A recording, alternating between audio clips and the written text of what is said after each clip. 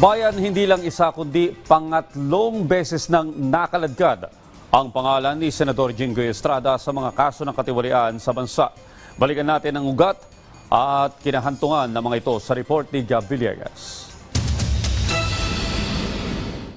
Nakakulong na sa Quezon City Jail Male Dormitory ng Bureau of Jail Management and Penology si Senator Jinggoy Estrada matapos maglabas ng arrest warrant ang Sandigan Bayan 5th Division kaugnay ng kasong plunder na may kinalaman sa mga flood control project na umaabot sa halagang 573 million pesos. Hindi ito ang unang pagkakasangkot ni Estrada sa mga kaso ng korupsyon. Noong 2001, nadawit siya sa plunder case na may kaugnayan sa mga paratang laban kay dating Pangulong Joseph Estrada.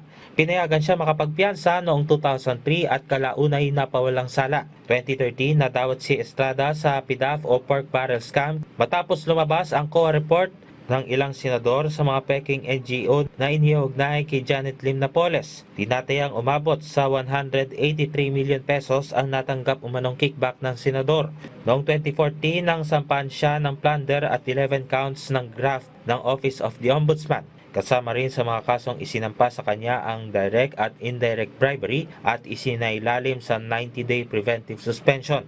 Noong 2017, pinayagan si Estrada na makapagpiyansa nang aabot sa 1.33 million pesos matapos sabihin ng Sandigan Bayan na hindi sapat ang naipresentang ebidensya upang patunayan ang paratang na plunder. Noong 2024, pinawalang sala ng Sandigan Bayan 5th Division si Estrada sa kasong plunder. Nahatulan man siya noon sa 1 count ng direct bribery at 2 counts ng indirect bribery.